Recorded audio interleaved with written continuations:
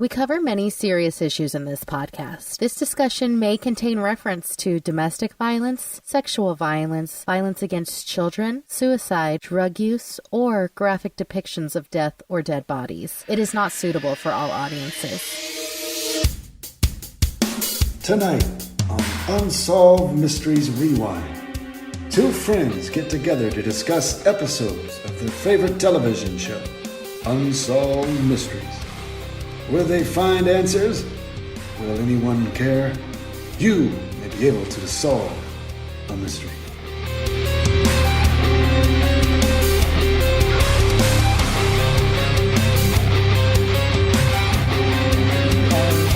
Is this my episode?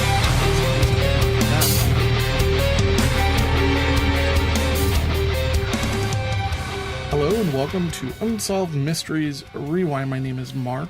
I am on today, as per always, with Kim. How are you, Kim? I'm doing very well, thank you. How are you? I'm doing really well, and I really think that as we do more and more of these episodes, we're starting to see the unique stories kind of gravitate to the top. It's like the cream of the crap. We see some stories have a trend and they go one way, but then there's ones that are truly unique, and I think tell me if you're going through this, where you watch some of these episodes and you look at it from the surface as, all right, it's going to be this, this, and this. And when you're done, when you're at the end, it's so much bigger. It's so much scarier. Oh, I totally agree. There was one on this episode in particular that you picked, and I know you felt the same way, that on its surface didn't seem too bad. And my God, it was one of the most depressing things I've ever heard in my life. Yeah, this one really hit a lot of different stories as well. I chose this. I don't know if you choose stories that are in particular, like you think, all right, I remember this collection of episodes and let's definitely do that. Or if you see a keyword and you're like, all right, that sounds like something interesting to discuss. But what did it for me was the Orphan train. Oh, yeah. I thought it might, because you and I have talked about this before. Yeah.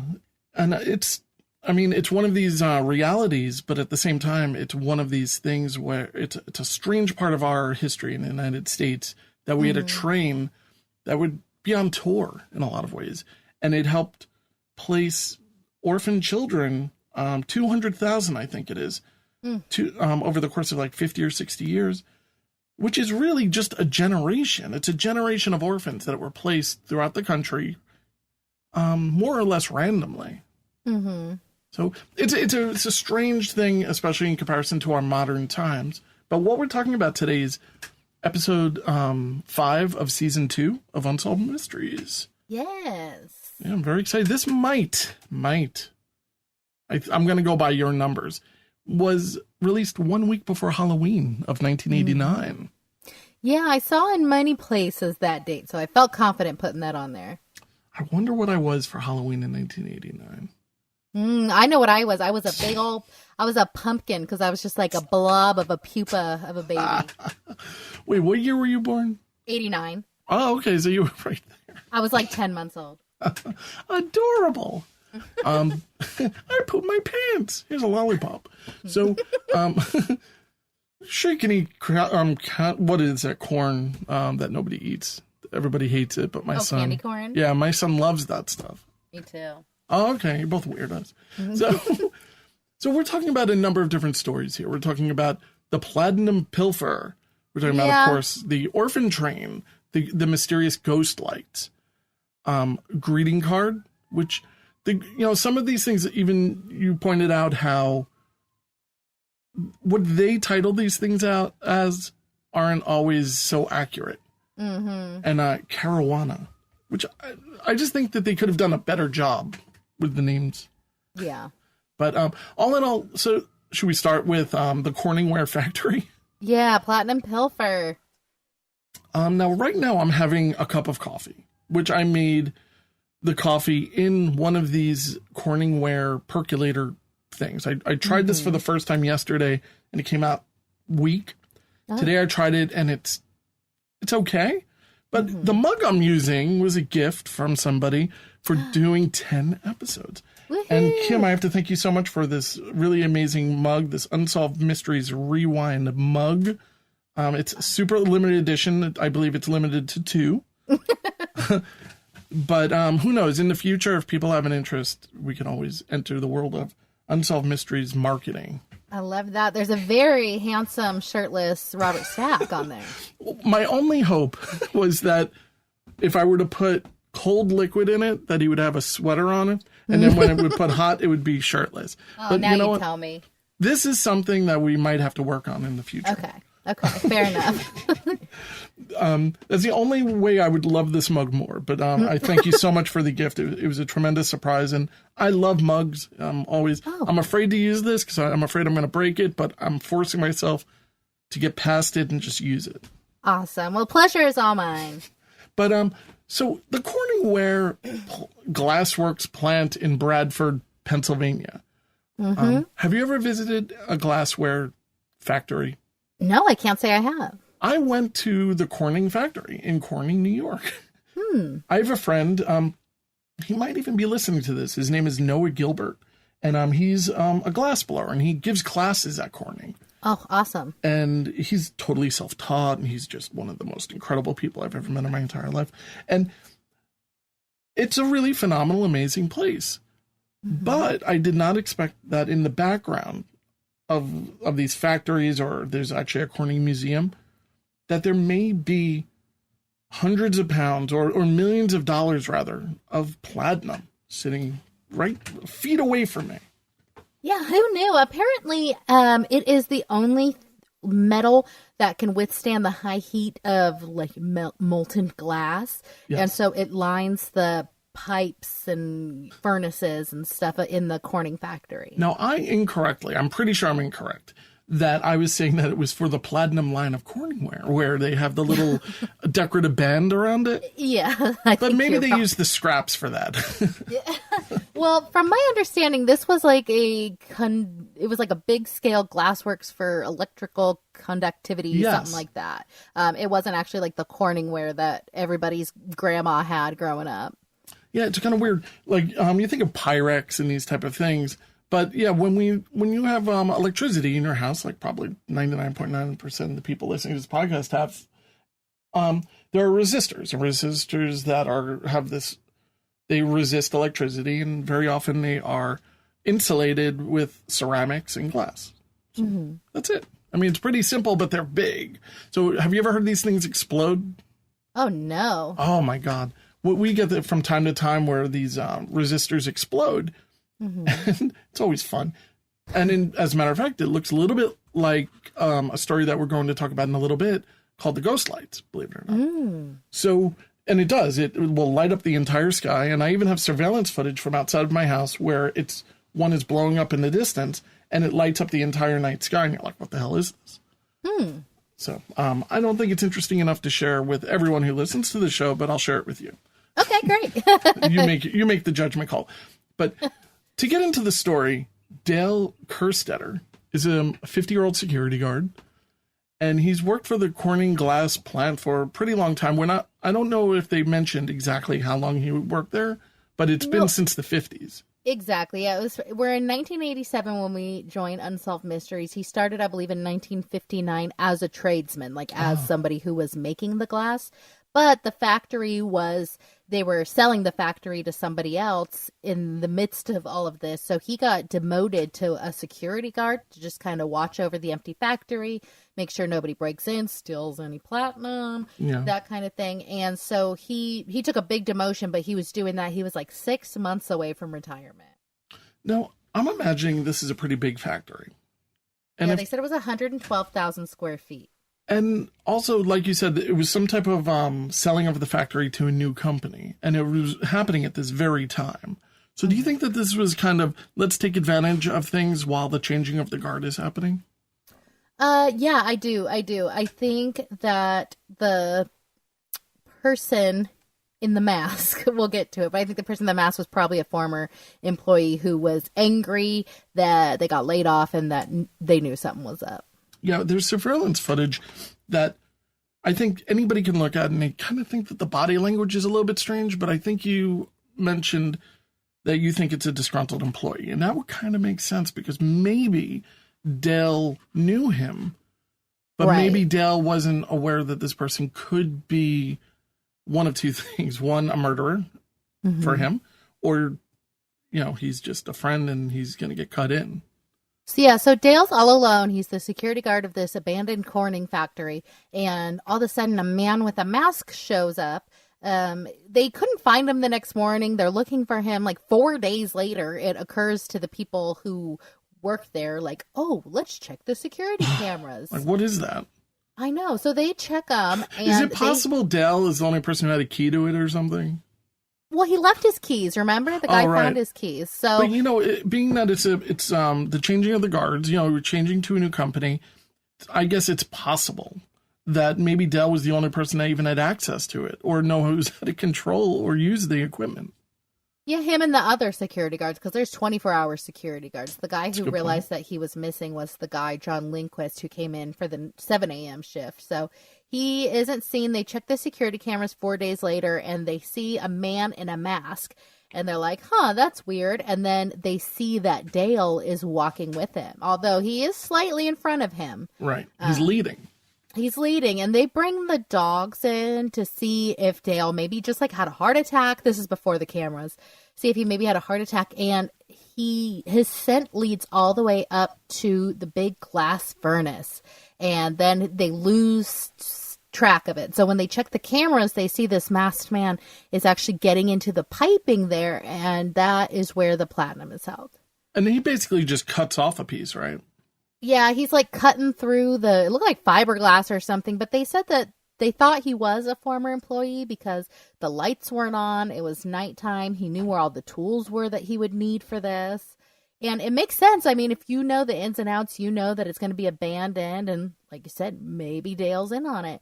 It just all makes perfect sense that it's a former employee. Now, you broke down how much it would have, the amount of platinum that they had to steal in order to get up to $250,000 worth is how many pounds? 26. So it's not that bad. I mean, even if you have a backpack, you might not be comfortable carrying it, but you could throw it in a duffel bag or a backpack. And here's where it gets really shady, because then the masked man is seen with a hand truck wheeling out a large body-sized bag, and we don't see Dale again. Right, ever. Ever. And if there's one thing we can say about Dale, honestly, his employers freaking hated him. Oh my God. They had really nothing amazing to say about the guy. They said he was a slow, marginal worker. Okay, so Dale Margie, can you imagine? I'm sorry to interrupt you. Can you imagine if somebody said, well, Kim, you're more of what I would call a marginal worker? Then I'd probably steal some platinum. No, I wouldn't. No, I wouldn't. But I would. It's so offensive. And the thing is you're walking a very fine line, because we don't know at this point if Dale is in on it and was part of this pilfer, or if he was an innocent victim. And so when you're walking that fine line, to just constantly crap all over this guy's reputation is so tasteless. Mm-hmm. Right. I mean, I guess it's possible that he was really convinced that Dale was involved in it. I think on the surface, Dale was involved. It's just my personal opinion. But there's evidence on the contrary. He had a pretty good relationship with his family, or seemingly did, and he just vanished. I mean, it's not unheard of that men just kind of up and leave, and $250,000 in your pocket. I mean, I guess that could be tempting for somebody. And he was in debt for about $40,000, but who isn't? Right. Yeah, and he was heading towards a pension, because he was just about to retire. His 6 daughter months. said, yeah, and his daughter said, I would have happily helped him out if he needed any money. But we look at the security camera, and this is all through reenactment. The camera footage has never been released to the public. So we're looking at the reenactment, and Dale looks right into the camera as if to say, help or goodbye or whatever. And the guys who are his managers have the gall to say, quote, "That's just Dale being Dale," flaunting it, saying, "I got one over on you." It's what? This is this cute little old security guard. I don't I don't think they're reading him right, but maybe they know something we don't. I don't know. Yeah, I mean, I guess they would definitely know him better than this description, but it just seems to be a pretty dark thing to just kind of jump to this conclusion when there's no genuine evidence to state that he had, in fact, done this crime. Yeah, and I know probably what you're thinking out there, because I thought the same thing of like, oh, he probably got thrown into the glass furnace because, that's where his scent left. I didn't search that. Oh, yeah, I know. I saw your browser history. My God, you're going to get in trouble. But it would have been impossible for that to happen because that's where the platinum was located, in there. So he couldn't have killed him, by tossing him in there, because it would have been too hot for the bad guy to have grabbed the platinum. No, I also read a little bit about this, and they were looking at years and years ago that there were people who were trying to figure, I guess, ways of cremating people quicker, which I just think, hey, that's technology, right? And they were trying to use molten glass or molten something, and they just found that it wasn't really working. It would not break down the body in a way that you would have a regular cremation happen. Oh, okay. So there would have been some evidence left. Yeah, that book I linked to this is very dark. It's very, but it would create a thing called a glass coffin, which I believe they did with priests somewhere. Mm-hmm. I started reading, it got very, very creepy and dark, and I realized that I had to go back to New York and study about the Corning crime, not whatever's going on in like 13 something in Italy. But it's there. I just believe that in a company like where you're making resistors and you're using pure glass, they would be able to find that the remains would probably spoil the glass, I guess, or make it unusable. And everything was non-operational at the time because they were in the process of selling. But that's even more reason why they wouldn't have used that. Yeah. So he was actually declared legally dead in July of 2014. And I have scoured the internet high and low to bring you guys the three main theories of what happened. So theory number one is that he was just a security guard doing his thing, and he was murdered by these people that came in to take the platinum. Mm-hmm. His stuff was left like it was just going to be a normal day. Most of his children think that he wouldn't have done something like this. We do have that body bag being wheeled out when the platinum was only 26 pounds, so that's really shady. Right. And could have been office supplies. No, I don't know. Like staplers and Post-its. I mean, hey, it's all possible because we don't know what happened. There were massive layoffs at Corning. So there's just...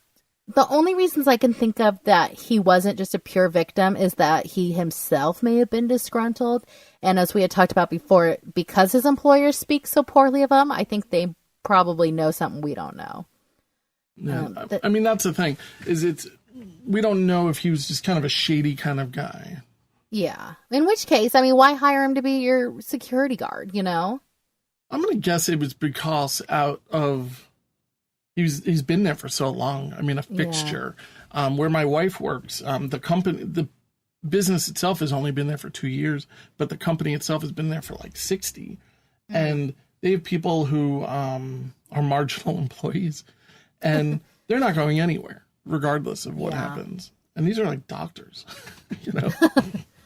Well, the second theory is that he was in on it and just disappeared to a new life, sipping margaritas on the beach somewhere.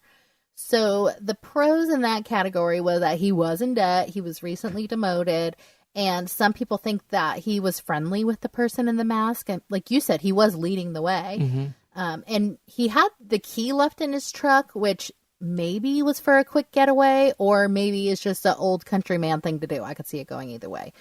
The cons of that is that he has never been seen again, and you can't just leave with this platinum. You're going to have to turn it into money somehow, and there's only 12 furnaces in the entire United States that are capable of melting down platinum. And that's a great point. I mean, you could steal the Hope Diamond, but where do you turn that into money? Yeah, exactly. So yeah, it turns into all of that, but you had pointed, Canada wasn't too far. Yeah, Canada's like 2 hours away, and who knows how many platinum smelters they had in the 80s. I didn't look that stat up. But the third theory is that he was in on it all along and he was double-crossed by the masked man. So his scent was found up where the platinum was, and the bad guy had to have had some knowledge of the area because it was in the dark and he did know where the platinum was and where all the tools were. But he walked right in front of the camera. I don't think that's him flaunting, look what I did, unlike the employers. But I just think, to me, and of course we only saw the reenactment, to me it was like a help look. And I think the reason he was in front of the bad guy was because the bad guy probably had a gun to his back. And that's, at least in the reenactment, that's kind of what they alluded to. Mm-hmm. I don't know. I think he was in on it. And maybe he got spooked. Maybe he didn't realize that it was... Because he was also described as a pretty simple person. Mm-hmm. You know, they kind of alluded to him being overly simple. And it's possible... I got that vibe too. Yeah. It's possible he got in over his head and got spooked. Mm-hmm. And it's like, look, take this money, run. And it's a little heartbreaking.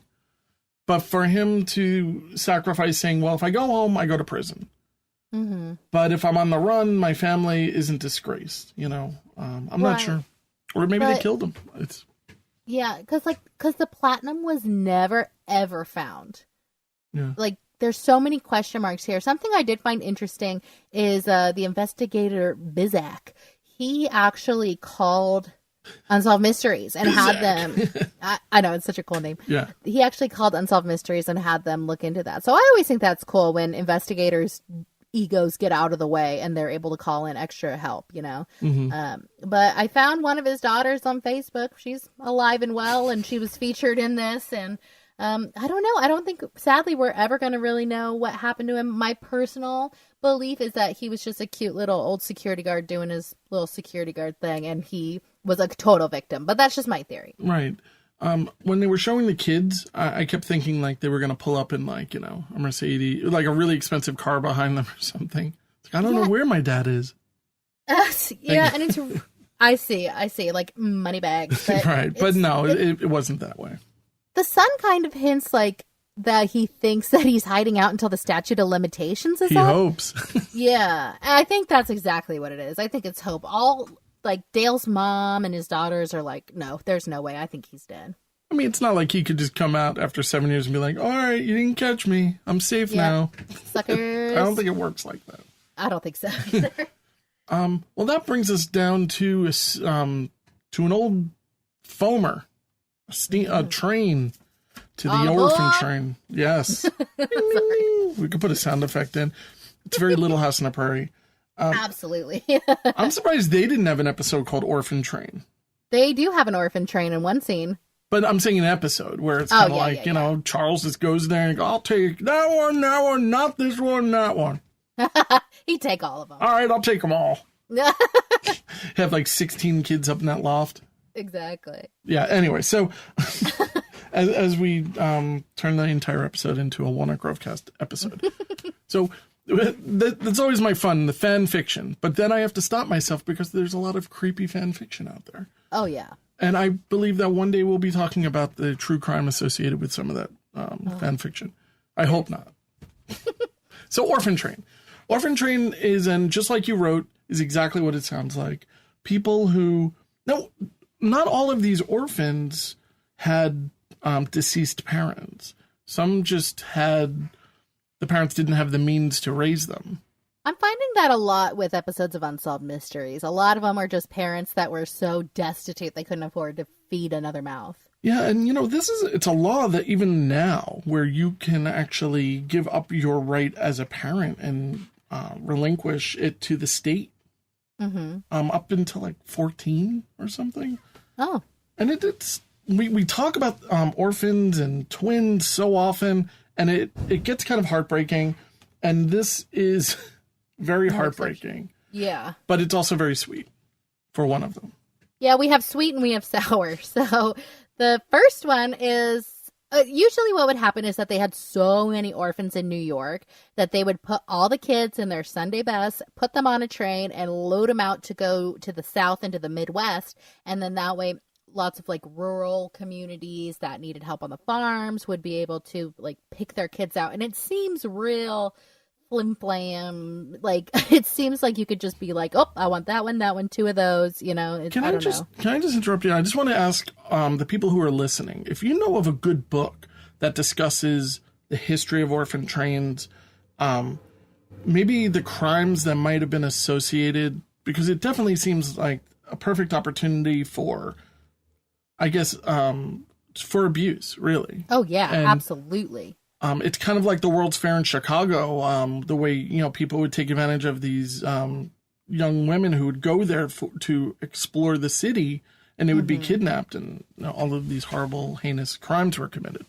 So I just wanted to say, if you do happen to have a book or, I don't know, anything, you know, please send it our way.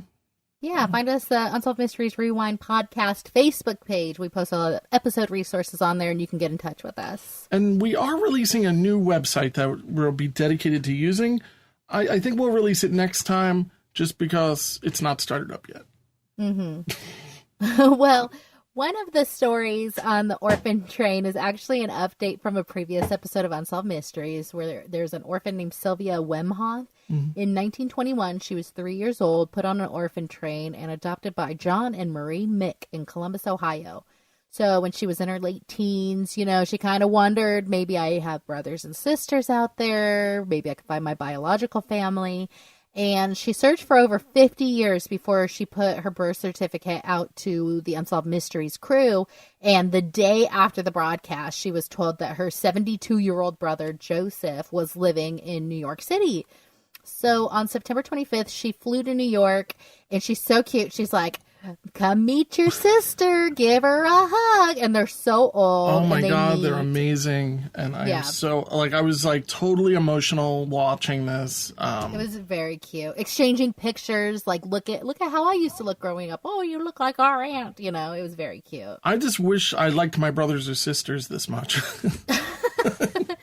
Yeah, it was sweet. Maybe you have to be apart for, 70 years to like them so much. But, well, I'm trying that. I'm on the path.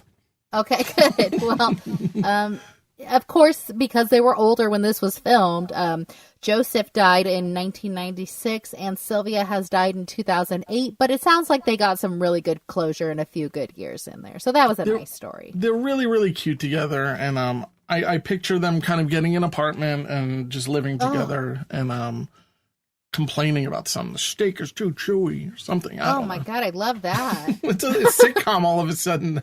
Seriously. Screenplay. Another screenplay. All right. Too many.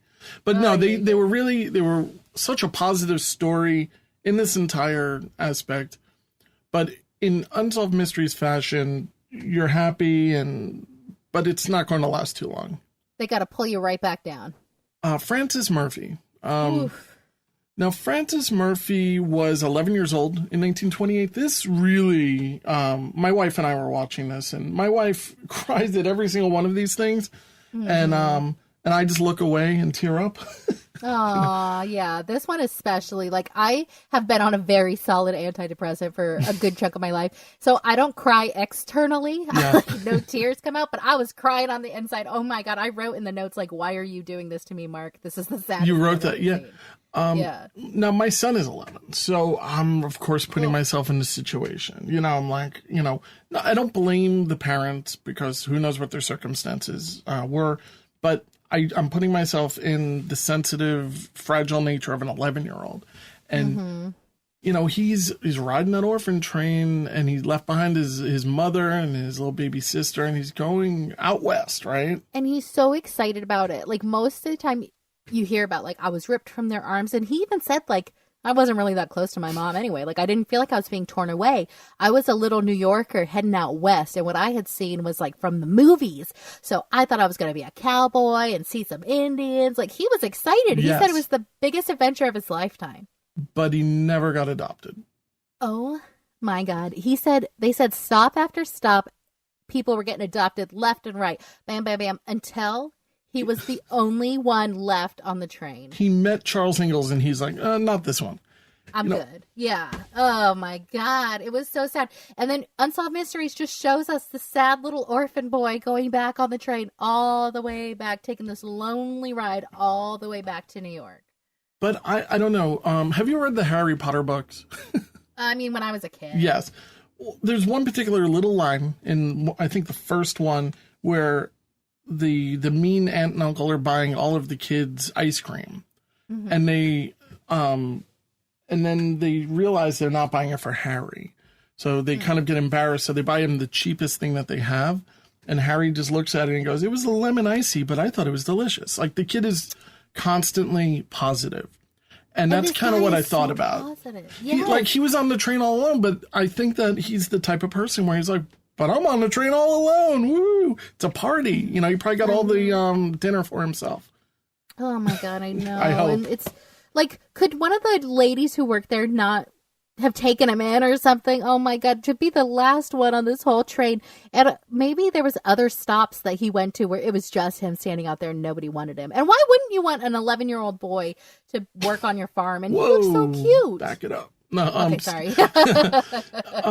No, but you're right. You know, he wasn't like this frail, puny kid or anything. Yeah, he looked like a happy, sweet little boy. He was so cute. Oh my God, he was never adopted. He bounced around foster care to foster care. And then the last nail in the coffin is that right after they filmed the story, he died. Like weeks later. Yeah, like it hadn't even aired yet, but the family still asked Unsolved Mysteries to air his story because his wife said it was like the most important thing in the world to him. Here's what his wife said. By the way, I like his wife a lot. I think she seems super sweet. She's adorable. Yeah. And the fact that she wants to carry on this journey for him, even though he's dead, like, is so beautiful. But she said he didn't really know much about love growing up. Yeah, it's so sad. And we end with no update or no nothing. And then Unsolved Mysteries shows us that sad little orphan on the train again. Oh, my God. So in 2020, there's still no updates. We know that the mother's name was Hilda Hearing Murphy and that his father's name was Martin Murphy. But his sister Margaret was either born in 1926 or 1927, which means if she's alive, she's like 93 nowadays. All I'm saying is that Unsolved Mysteries Rewind is adopting Francis Murphy. He's ours now. He's our boy. That. He's our boy. Oh my God! Congratulations! No, Pass out the cigars. Yeah. He just has to. Hopefully, he's strong enough to dig holes. No, but oh my God! No, but all in all, this is a very sad story. But it looks as though what he did, and he also, when he got married, he had created an entire family. So he created precisely what he wanted. I love that we're adopting him, though. I think that's fair. I think that's beautiful because he seemed like a great guy. And sadly, Christine passed away in 2006, but they're reunited again. Yeah, but it definitely gets you all emotional. But it's Unsolved Mysteries. It's like they're singing a sad song, and it goes. There's ups and downs. It's like a DJ. Got to get you out on the dance floor. So back up we go. So where do we go? We go to Tejas, to Texas. Marfa. In the 1800s. I think this is a fun story that took up too much time, personally. Oh. I love the story, but I think it's just natural phenomenon. But these are the unexplained ghost lights of Marfa, Texas. Yeah, and if you guys are interested, there's a free Google book called History and Mystery of the Lone Star State that does a pretty deep dive on this, but it is interesting. I think that it's really interesting, and there's no resolution as to what it is, which, of course, puts it in the world of Unsolved. And that's kind of why I love it. No, I couldn't agree more. I've never experienced anything like this. I think if I were to experience it and physically see it, I might feel very different. It's just that when I was reading about it, it seemed as though it might fall into that category of being either St. Elmo's fire or some type of manifestation of static electricity. But why over and over again in this one location? That's the part that really doesn't make any sense to me. Yeah, so I guess you and I are going to have to take a road trip out to Marfa, Texas to experience this firsthand. But it starts in the 1800s. A cowboy named Robert Ellison noticed these strange, like, glowing orbs that were all sizes and colors off in the distance. He originally thought it was like Indian campfire, but they would like shoot up into the sky and, do loop-de-loos. Like they don't conform to they don't stay in one place. In 1916, 18-year-old Hallie Stillwell noticed the same thing, and she says that she coined the term ghost lights. In 1943, an Army Air Force base in Marfa, they see the lights again, and they said that there were no lights at the time. Like, there was nothing out there. It was pitch black, and everybody saw the lights.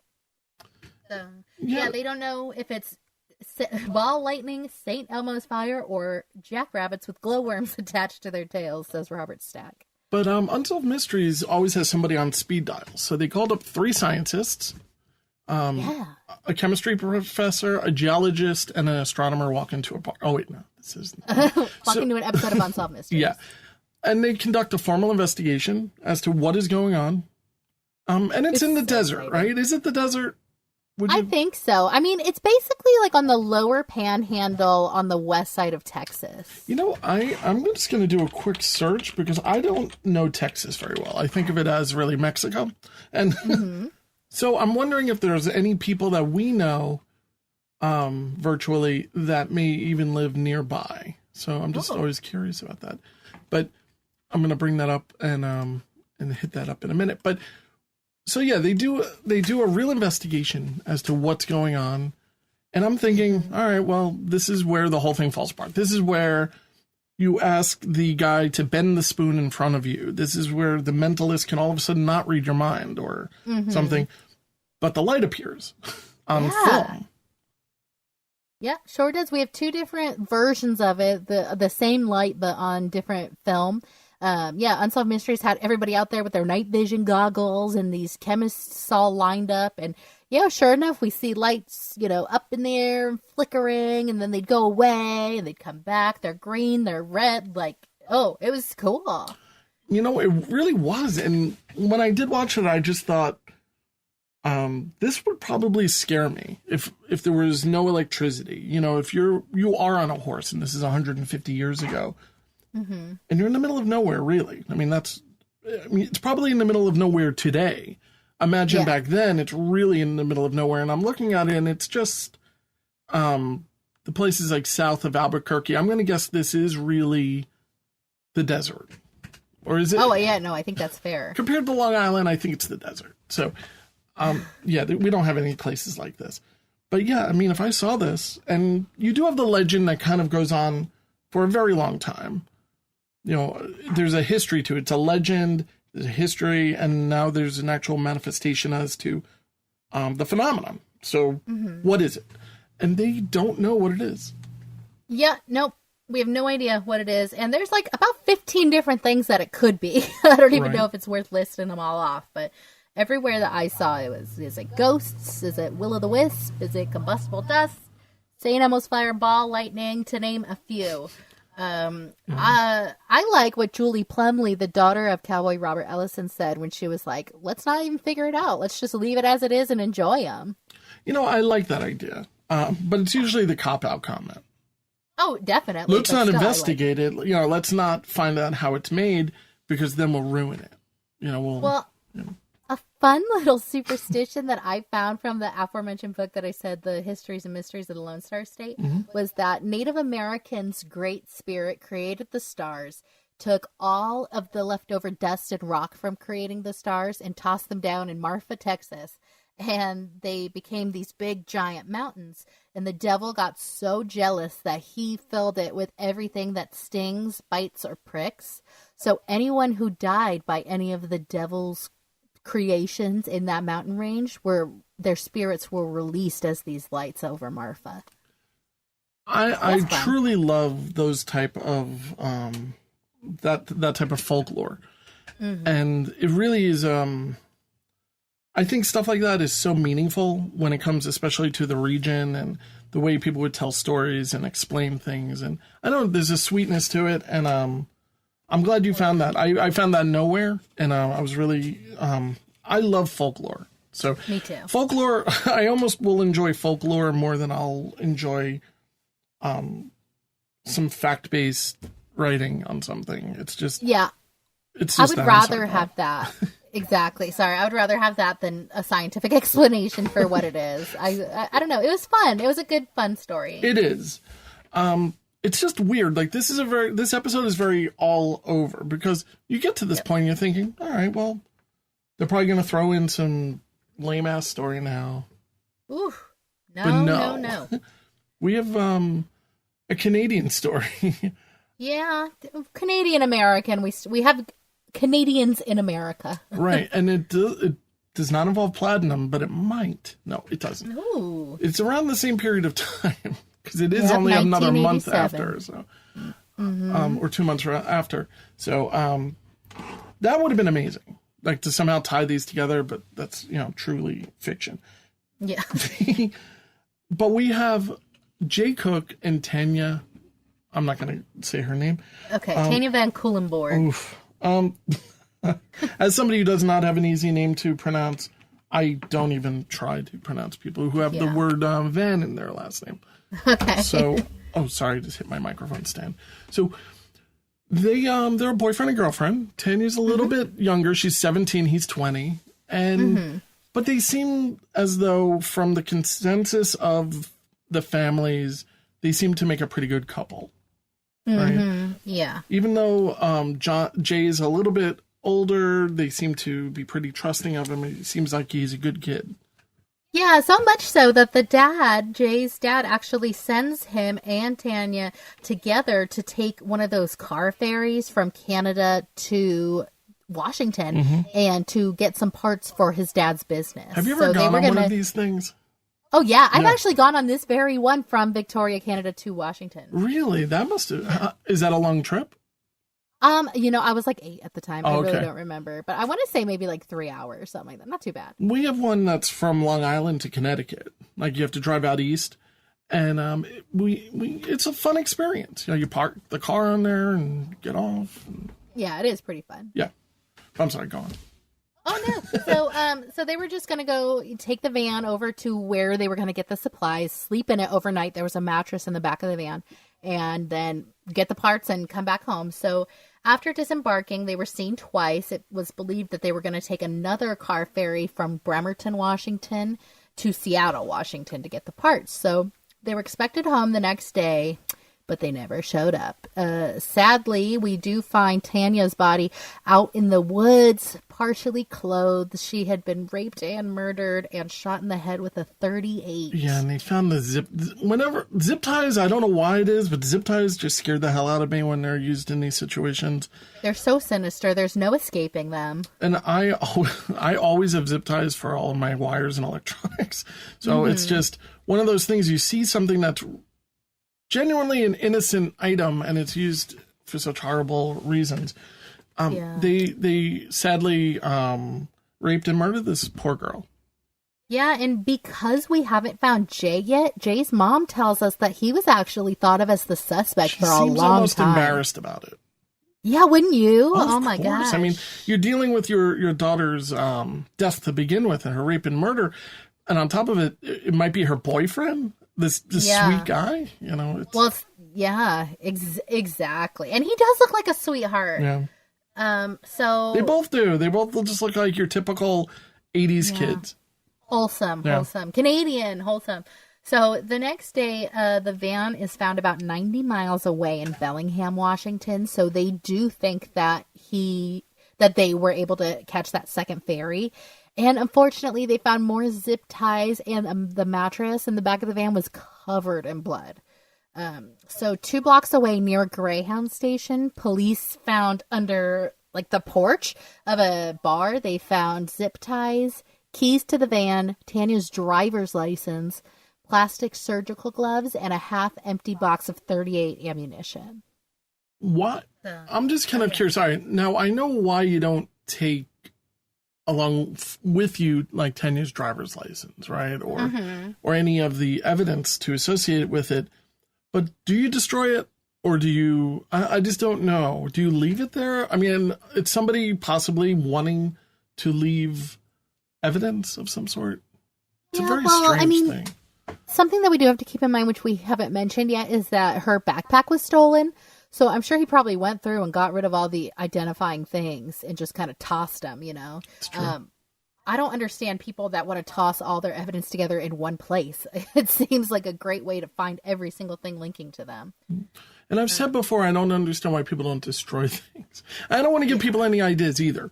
Of course. But I also tend to forget that a lot of times the people who are doing the killing are idiots. Mm-hmm. And they're not exactly in their right state of mind. So it's very possible that he doesn't know any better. He's just a complete... sometimes I tend to put the murderer on, I hate to say it, but a pedestal, where I think you got away with it. You know, you have to have some level of intelligence when it was really probably just dumb luck.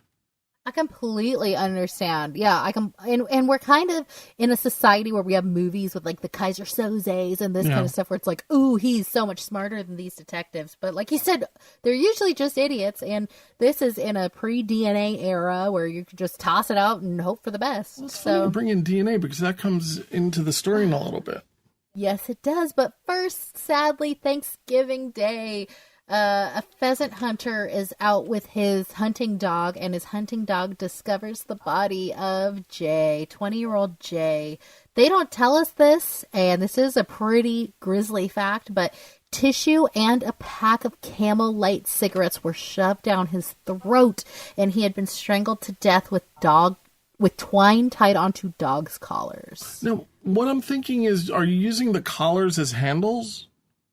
Okay, I don't know. I don't know. I didn't know if I don't know. It's so grim, but I didn't know if he put the dog collar around his neck and hung him over something with the twine. I had no idea what to make of that. It seems like the Camel Lights are going to do the trick, you know? Like a whole pack? Yeah. I don't know. It was overkill. He was bashed with a rock. Like, it was just horrible. And this guy, I don't know. This shouldn't matter, but he probably weighed 100 pounds soaking wet. Like, it's such overkill. Yeah, they just beat the living crap out of it. They just tortured this guy for seemingly just for fun. Yeah, and that's exactly what I think it is. And for some reason, and they still won't tell us why, they think that the person who did this had been in prison before because of what Jay had on his body. Which I don't get. I mean, is it possible they carved something in, or... Possible. I thought maybe it was the cigarettes thing, because that seems kind of jail-y. Mm-hmm. It could be, and maybe they're like, well, we don't want you to say it so much, you know, beat around the bush and say it in a different way. Yeah. Oh, it's just so sad. These poor kids at the prime of their life going on their first little, like, overnight trip together. So the police think that they did take that second ferry to Seattle and that they met their killer there, who probably asked for a ride, and because they're sweet little innocent Canadians who are young, they offered it to him, and that he murdered them from there. They said that he probably just wanted, like, he was probably after Tanya to rape her, and that he had to kill Jay because Jay was in the way. So we never recovered Jay's jacket, Tanya's backpack, or her camera. Now, this is where it gets extra messed up, okay? This is just, you think it's over at this point, right? Like, all right, let's get to the next story, Unsolved Mysteries, but no. No, you're going to the next level of hell if you're this guy. So 4 weeks after they're killed, their parents the parents of the victims, receive greeting cards that are just taunting them about the death of their children. Like, I am on a victory tour for murdering your kid. Like, oh, it was so joyous to me. Oh, my God, it was horrible. They actually received 19 greeting cards over 3 different holidays taunting them, and they had been postmarked from New York, LA, and Seattle. Now, we do find out in the that it was not actually the killer who sent these, which I think makes it kind of worse. I kind of think it's a little bit better because we find out in 2010 that a 78-year-old Canadian transient with serious mental health issues had been sending those cards. They think that he saw the story in a newspaper and kind of attached himself to it in his mind.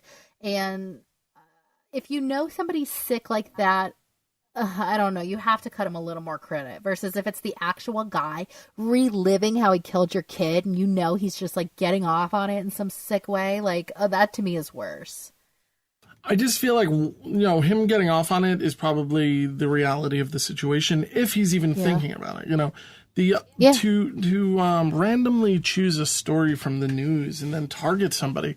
I don't know. It's all a matter of opinion, one perspective to another. It's just, it's both completely demented, both situations. Like, to re-victimize somebody who's already been horrifically victimized, like I said, there's a special place in hell. Like, it's so cruel. Like, what's your end game with something like that?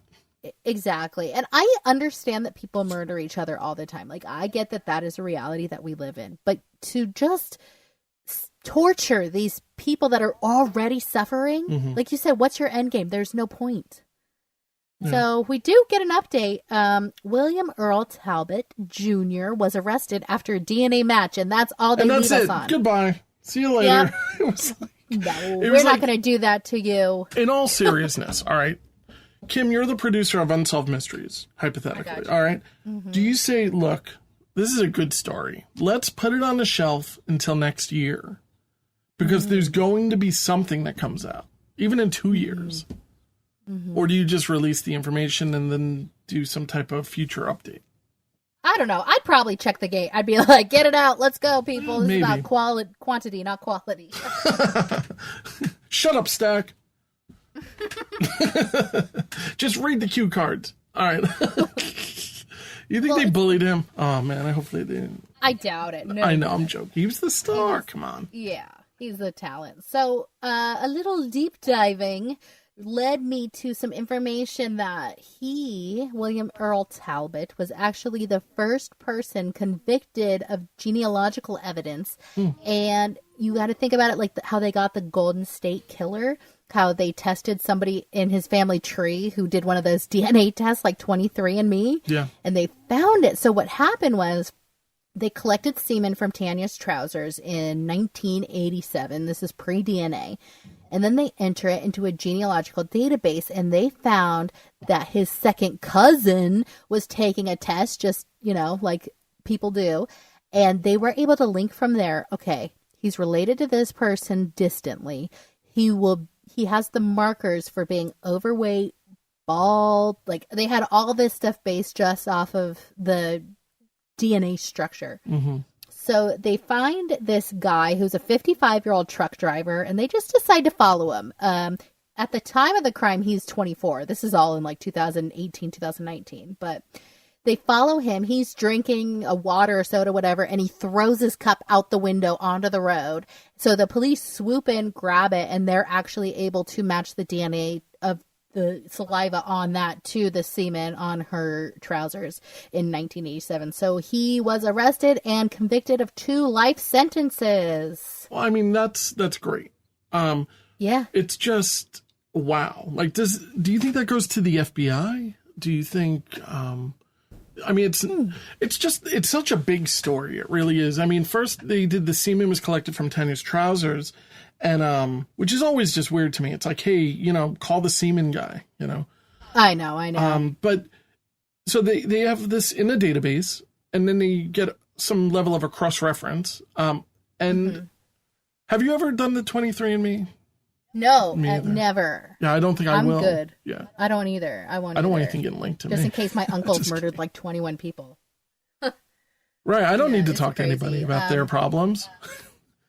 Right. But yeah, I just think it's such a big story. I think I hate to say it's a wonderful end, because it's something that should have just been avoided to begin with. We should never have even learned of these people's names. But now that we do have it, just amazing that over such a short period of time, in reality, 30 some odd years, this person is finally caught.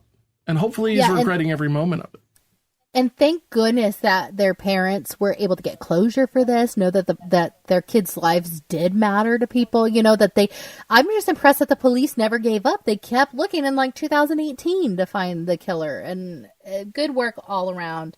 And I do think it is just a Washington State thing, because I know he's now in the Washington State Penitentiary. See, I mean, this type of research, not to put that in Canada, this type of research is not going to happen outside of the United States. I just don't believe it. I don't believe that that the Canadians are going to have the reach that our overreach.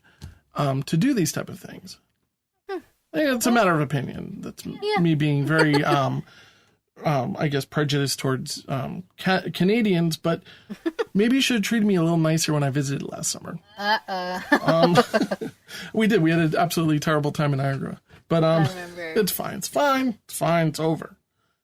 But I think that it's incredible. I think the 23andMe thing is always very tempting, but I'm never going to do it.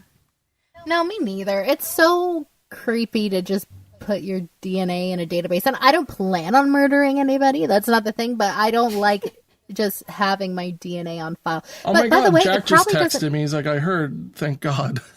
You know what? Wow. But it doesn't even really matter, honestly, because I'm sure like our second cousins 5 times removed on our aunt's side have already taken it. And so we're already busted if anything happens. Yeah. Very big brothery, but we won't get too political. Yeah. But you got to watch your own back. Yeah. Now the person don't murder people. The person that was busted was a 78-year-old, as you mentioned, transient Canadian. Yeah, this is the guy for writing the letters. He's a Canadian. Just saying it, just putting it out there. It's a fact. And of course I'm joking about Canada. If anybody's listening from Canada, it's a lovely country. So I just think the guy's a douche. Like, the guy's kind of a jerk. Even if you have mental issues and all of this kind of stuff, there has to be some level of, maybe I'm wrong. I don't know. But there has to be that choice to want to terrorize somebody. And I just think it's so unfair. Yeah, it's horrific. It's the absolute last things that these families who are already grieving needed. But, I mean, it is the way of the world, sadly. Mm-hmm. And hopefully he never is released. Hopefully, he really lives a very long time. Well, I'm sure he's probably dead now. The 78-year-old? Oh, no. I'm talking about the other guy. The guy who got the 2 years. Oh, no. He's going to stay there forever. He's got 2 life sentences without parole. I don't believe that the 78-year-old probably spent a day in jail. It was probably just kind of like... Oh, I'm sure not. Probably didn't do anything to him. I mean, it's a jerk move, but I don't think it's illegal. Probably on some level, it's like targeted harassment or something. Maybe it's like a misdemeanor type of thing where you pay $500. But I don't think he's going to spend an overnight in a jail for that. You won't need bail money. So now we get to Connecticut. Yeah, Groton, Connecticut, in a very strange type of thing, because we're talking about underground, organized crime going in the Northeast. Now, I wrote a note here saying that they brought up the New England mob, right? Yeah, what is that? Yeah, it's like, let's go and, instead of having like an Italian meal, you're having lobster. I don't know. But of course, I'm just joking around. But I guess organized crime is anywhere where there's somebody that is willing to pay protection money or something like that, or smoke large amounts of marijuana. Right. So we are looking for Salvatore Caruana. He is like a big time drug smuggler. You and I kind of talked about how he was in charge of smuggling $40 million worth of marijuana in the 80s. Yeah, I mean, we're not talking about, a duffel bag. We're talking about like a tractor trailer, right? I mean, I don't know. It has to be. It has to be. Pallets. Yeah. Pallets of money, pallets of everything. I'm in the wrong line of business. Seriously. Well, I don't know, because in 1983, this guy was arrested, charged with drug trafficking under the Kingpin statute. So he was actually looking at life in prison. But whoever the judge was decided to let this drug kingpin bond out for $50,000. And then, of course, he was never seen from again. Yeah, I mean, that just seems like corruption as well. Like maybe, I don't want to point my fingers or anything like that, but it was a poor choice. You're making $40 million on one drug transaction, and his house was like a fortress. Yeah, I'm pretty sure that $50,000 is just pocket change to this guy. Right. This he guy said it was like hours. He has it in his back pocket. He's just like, okay, that's it? Yeah, exactly. And by the way, not that it matters, but this reenactor gets my MVP award. I loved this guy. He was amazing. He was very like Hasselhoffian. I liked the whole segment. And again, we thought that the episode would be over. Yeah, no, this one had a lot jam-packed in. So we kind of dabble with the DEA assembling a task force to get him. So they raid his home in Peabody, Massachusetts, and they find guns and like briefcases full of cash and more guns. No, and is this the house IDs with the big camera on top? Yeah, so they make it sound like it's a super fortress because it has a camera on top. Oh wait, did you but notice I this read camera? more about it, and it must actually be is 4 pretty feet cool. long. Well, this thing was huge. It was like surveilling the whole place. And keep in mind, this is like 1980s. A camera like this. I thought it was a laser or something. Like it. Why would it? I just think it's crazy. And did it swivel? Like I just wish I knew more about this camera that was on top of this house. I'm going to say it's swiveled. And I think we can confidently say it's swiveled. I bet you they had a little motor where they go, yeah. Well, so like a pen tilt zoom type of situation. This guy's like a Bond villain. His whole house was a labyrinth of like fake mazes that were like, if you went in the wrong place, it would throw like poison gas and C4 out at you if you did the wrong thing. It's crazy. It had like fake bookcases that you pushed and went to different rooms. It was very cool. Like this whole story was kind of cool. But the house looks like your typical suburban split level with a big camera on top. I'd live there. No, it was a nice house. And they showed on different angles, and they were like, "Oh, that is maybe the back, and it looks a lot nicer." But when they showed the house where it's just the one with the camera on top, it's basically your typical, like I guess Long Island house, really. And, yeah, it looked pretty modest. Like you don't. If you were driving down the street and you saw that house, you wouldn't really think it's, a kingpin's house. Maybe. Yeah, but that's probably the idea. Yes, I couldn't agree more, except for this big camera. Right. That's tilting back and forth constantly, then I would just be selling my house probably. It's too creepy. So we... They're able to track him down to like a motor inn, motel kind of thing, and he was using the alias Vincent Spirito, and the DEA are like, let's go, we're going to raid it. And so they go and they're, clear. And they open it up and there's like all these old newspapers and old rotted food and like a juicy 1980s computer. Yeah. And it looks like he hasn't been there for a while, but they realize that he has been like covertly messaging his wife to get messages across. Well, what he was doing, and I'm going to just mention, this is at a period of time before the internet was legitimately in existence. And what you used is a BBS system, which they kind of allured to. They talk about it just a little bit, but it's a BBS.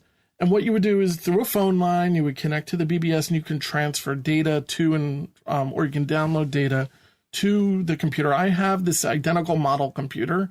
It's bought at Radio Shack. It's a Tandy TRS-80 and has like the 2 drives and everything. And it's not something you would consider to be a portable computer, which is what makes the whole thing kind of strange. It's also not a very powerful computer even for the time. But he would use it to just kind of access this stuff, and he would probably really be using the technology to just transfer messages because nobody was really watching the VBSs back then. Even the FBI was really new to the fact that people could communicate through computers. And they said even so, he was still like using code that his wife knew, that he couldn't make messages to her and she would have to like decode them. Yeah, I mean, it was very, I mean, the guy seemed to have a bit of a level of intelligence when he's like throwing his business around. He's not just kind of doing dealings right out in the open. No, he is very cool. Like they said, he is a licensed air pilot. He is a computer expert. Like he's an interesting guy. So when they raid his place, they think he hasn't been there in a while because they did find like the spoiled fruit and the old newspapers. And they found this ready to rock and roll sawed off shotgun that was like fully loaded. Yeah. So they think he was expecting what did they call a fight. What did they call it? Combat ready? Yeah, I like that. I like the way that he said that. Like I'm a little embarrassed about how cool I think this whole thing is, but it is like I would watch the movie based on this guy's life. So what's missing is his van keys, his wallet, and the camera case that had an Uzi in it that he was never without. Uzi. I mean, it's like the A-Team all of a sudden. This is a serious guy. This is the type of guy who easily, if you were to get in trouble with, he would probably kill you. Oh yeah, they say he is considered armed and extremely dangerous. 1 month later, his van is completely wiped down and abandoned at a Connecticut truck stop, and that's where we leave Unsolved Mysteries. So, something interesting is that this is all allegedly. This is what I found from the internet, so please don't come murder me. But in October of 1990, the remains of 3 men were found buried underneath a garage in Hamden, Connecticut. One set of these remains was positively identified as Massachusetts hotel executive Theodore Burns, while the other 2 were never identified. It is suspected that Caruana is one of the other victims. Before his death, mob underboss William the Wild Guy Grasso allegedly told mob associate Jack Johns that he had Caruana killed because he suspected that Caruana was about to be captured by the authorities and that he would become an informant. So according to Grasso, William the Wild Guy Grasso, Caruana's body was buried under the garage, but they've never tested it, so he is still listed as a wanted fugitive. It's incredible. I mean, it's so incredible that this information, it comes out and you pull it all together in such an amazing way. I really have to credit you with doing so much of these amazing deep dives, Kim. Like, seriously. Oh, thank you. I love it. It's the pleasure's all mine. There's so many times I'm left wanting more from Unsolved Mysteries, and it's awesome what you're able to find. Of course, it's all off the internet, so take it with a grain of salt, but I think that it's some good food for thought. I hope we do the deep dive so you guys don't have to. Well, exactly. And to your credit, when we got to the end of the story about Jay Cook and Tanya, it really did leave you kind of wanting to know what the next step is. My wife just literally said, just like you said and I said probably, that's it, Yeah. And I said, but that's what Unsolved Mysteries Rewind is about. It's about taking the story further. It's about, and I said, don't worry, because Kim's going to find out exactly what happened to this person. I said it just like that. And, awesome. And she goes like this, well, I hope so. Well, she doesn't work for you. So. But we do work for our listeners. So yes, we do. And if you have suggestions or if you just want to talk about these crazy episodes or see gifts that we goof on from this show, please follow us on Facebook, Unsolved Mysteries Rewind Podcast on Facebook. Yeah, and we have a lot of fun stuff still in the works. Everything. I mean, this episode I believe is our 12th episode. Yay! It's our dozen, and I just it really kind of went quickly. I think. Yeah. We just launched the podcast a month from right now. Of course, by the time this gets released, it'll be a couple months. But we, I don't know. I'm really always looking forward to the next one. And I'm really looking forward as to where this podcast will take us. You did one last thing I do want to just mention. I'm not going to mention the person's name, but oh my God. I'll use her first name. Cindy posted about this story about, who's the main guy? Salvatore Caruana. Yeah. And I think these type of things are very strange. That people, no, it could be true. It could not be true, but she claims to have dated him back in the early 80s and that he was deciding to escape of some sort. He's going to go on his yacht. And she said, well, I have these 2 annoying dogs. Can I come? And he said, no. So she's like, well, I'm going to stay with my dogs. And he left her. It sounds like a little bit of fiction. Oh, yeah. Or it could have been more along the lines of maybe she did date him and he was just like, well, you can't bring your 2 dogs. All right, yeah. I won't bring them. Well, you can't bring any luggage either. He was just making excuses. Yeah. Or maybe he dumped her and she was like, oh, well, he was the bad guy and I'm the good guy because I stuck up for my dogs. There's a lot of girls like this in Brooklyn who date a lot of guys who are in the news. And they legitimately dated these guys who might have ended up in the news. I will not mention any names, but they have stories that are kind of like this. But, sometimes they're fiction, sometimes they're not. I tend to be in the middle. But it's just weird to go online and post this thing with your last name attached. But we will not be linking it. It's easily found anyway. But it's kind of strange. Hopefully it's not her real last name. Yeah, I hope not too. But Cindy, if you're out there, we appreciate your courage. Watch your back. So thank you very much for listening. We always appreciate it.